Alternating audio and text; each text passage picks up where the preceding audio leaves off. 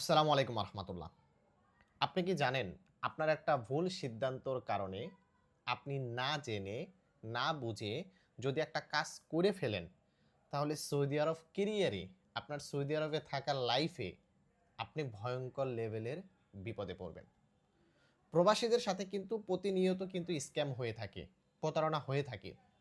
কিন্তু আমরা যদি একটু সতর্ক থাকি তাহলে কিন্তু এই সকল প্রতারকরা আমাদের সাথে প্রতারণা করতে পারে না।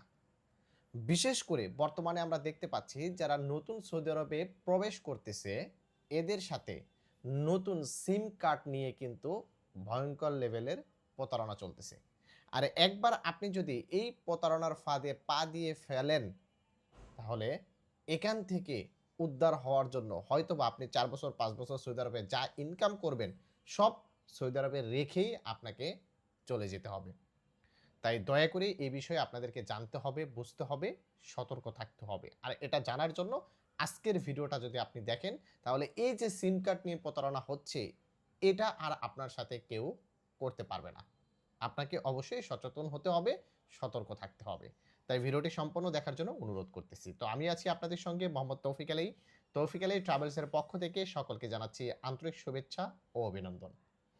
মূলত আমরা যারা নতুন সৌদি আরবে আসি এরাই মূলত কিন্তু অনেক কিছু বুঝতে পারি না। আর যার কারণেই কিন্তু এই সিম কার্ড নিয়ে যে প্রতারণা হয় এটার ফাঁদে কিন্তু পা দিই। আমি প্রতারণা নিয়ে নানা ধরনের ভিডিও বানাবো।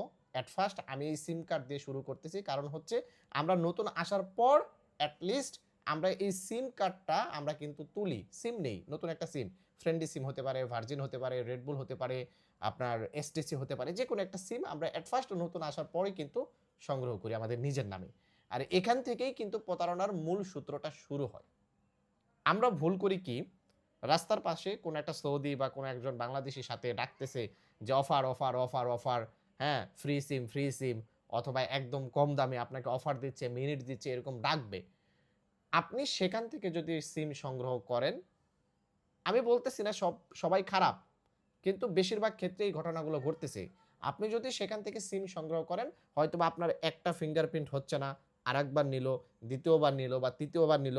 এরকম করে কয়েকটা ফিঙ্গারপ্রিন্ট আপনার রেখে দিবে। আপনাকে ঠিকই একটা সিম দিবে, কিন্তু আপনার নামে আরো ৫ থেকে ৭ টা সিম তুলে ফেলবে। আপনি কিন্তু টেরও পাবেন না।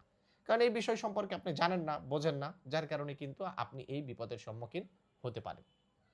আবার কি হয় যে সিটি ফ্লাওয়ার হাইপার মার্কেট অথবা লুলু হাইপার মার্কেট যেগুলো মার্কেট আছে এই মার্কেটের সামনে বা মার্কেটের ভিতরে ছোট্ট করে একটা টং দোকানের মতো নিয়ে বসে থাকে সিম বিক্রি করার জন্য।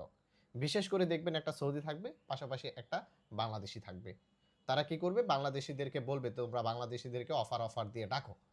তো আপনি সেখান থেকে সিম সংগ্রহ করার পর হয়তোবা আপনাকে একটা সিম ঠিকই দিবে, কিন্তু আপনার নামে আরও ৫-৭টা সিম তারা নিয়ে তারা ব্ল্যাকে সেল করে দিবে এবং এই সিমগুলো মোটা অঙ্কের টাকায় সেল করবে এবং এই সিমগুলো পরবর্তীতে ওরা ব্যবহার করার জন্য যদি কোনো ক্রাইম করে থাকে, অপরাধ করে থাকে, এর দায়ভার আপনাকে নিতে হবে।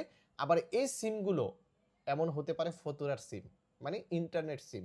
আর ইন্টারনেট সিম যদি সংগ্রহ করে থাকে আপনার নামে তাহলে কিন্তু এই সিমগুলোর একটা জরিমানা আপনার নামে চলে আসবে। প্রতি মাসে তারা বিল দিবে না, এরকম করে ৩ মাস পর সিমটা বন্ধ হয়ে যাবে, কিন্তু জরিমানাটা ঠিকই আপনার নামে চলে আসবে। আবার অনেক সময় দেখা যায় নাফাদের অ্যাক্সেস নিয়ে আপনার নামে রাউটার সংগ্রহ করে নিবে।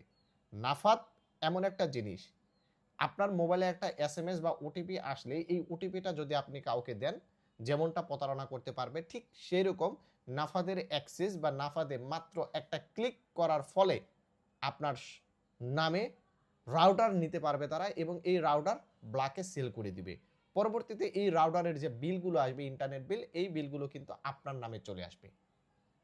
তাই আমাদের এই জায়গাগুলো থেকে বের হয়ে আসতে হবে এবং এই জায়গাগুলোতে সতর্ক থাকতে হবে। এখন আমাদের কথা হচ্ছে তাহলে আমরা কোথা থেকে সিম নিব, কি করব? দেখেন সৌদি আরবে এসটিসির যে সার্ভিস সেন্টারগুলো রয়েছে বা ভার্জিন বা ফ্রেন্ডলি সিমের যে অরিজিনাল অফিসগুলো রয়েছে, অফিসিয়াল অফিস, লেভরা বলেন অথবা মোবাইলই বলেন, যে সিমগুলো সিম কার্ডগুলো আমরা ব্যবহার করে থাকি, এই সিম কার্ডগুলোর বিভিন্ন কোম্পানি কিন্তু ডিস্ট্রিক্টে তাদের সার্ভিস সেন্টার বা তাদের অফিস কিন্তু আছে, একবারে অফিসিয়াল অফিস আছে। তো আপনি দেখবেন সেখান থেকে যদি সিম সংগ্রহ করেন, যদি আপনার কোনো একটা ঝামেলা হয়ে থাকে তারা কিন্তু কখনোই আপনাকে সিম দিবে না। এবং আপনার নামে যদি সিম ওঠে তাহলে কয়টা উঠলো এবং কয়টা উঠবে, কয়টা উঠানো সম্ভব, সকল তথ্য কিন্তু তাদের কাছ থেকে নিতে পারবেন। যদি একটা তোলা সম্ভব তারা আপনাকে একটাই তুলে দিবে, যদি ২টা তোলা সম্ভব, যদি আপনি চান আপনাকে ২টাই তুলে দিবে। কিন্তু তারা ওই ব্ল্যাকে সিম সেল করার জন্য, হ্যাঁ, ২ নম্বর পদ্ধতিতে আপনার ফিঙ্গারের মাধ্যমে বা নাফাদের ওটিপি নিয়ে তারা কিন্তু একসাথে ৫-৭ টা সিম তুলবে না। আর তারা কখনোই কিন্তু প্রবাসীদের সাথে এ ধরনের কাজ করে থাকে না। তাই অথেন্টিক জায়গা হচ্ছে যে সকল কোম্পানির অফিস আছে, একবারে original official office, service centre আছে, আপনি সেখান থেকে সিমগুলো সংগ্রহ করার চেষ্টা করবেন। ওকে? তাই রাস্তাঘাটে বা কোনো সিটি ফ্লাওয়ার বা হাইপার মার্কেটের সামনে যে সকল সস্তা বিক্রেতা বসে থাকে সিম সেল করার জন্য বা কোনো দোকানপাট থেকে সস্তা সিম সংগ্রহ করেছেন, তো আপনি কিন্তু বিপদে পড়ার 99% সম্ভাবনা আছে। তাই দয়া করে যারা নতুন আসতেছেন এই সিম কার্ড সংগ্রহ করার পূর্বে একটু সচেতন থাকবেন। এমন হতে পারে আপনার নামে সিম কার্ড সংগ্রহ করার কারণে আপনার নামে ১০,০০০ ২০,০০০ রিয়ালের পরবর্তীতে মামলা হয়ে যাবে। আর এই মামলা যতক্ষণ পর্যন্ত আপনি মামলার টাকাটা না দিতে পারবেন, ততক্ষণ পর্যন্ত কিন্তু আপনি দেশেও যেতে পারবেন না।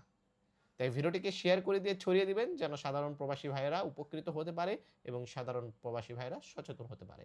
ভালো থাকবেন, সুস্থ থাকবেন। তৌফিক আলাই ট্রাভেলস এর সঙ্গে থাকবেন। আসসালামু আলাইকুম।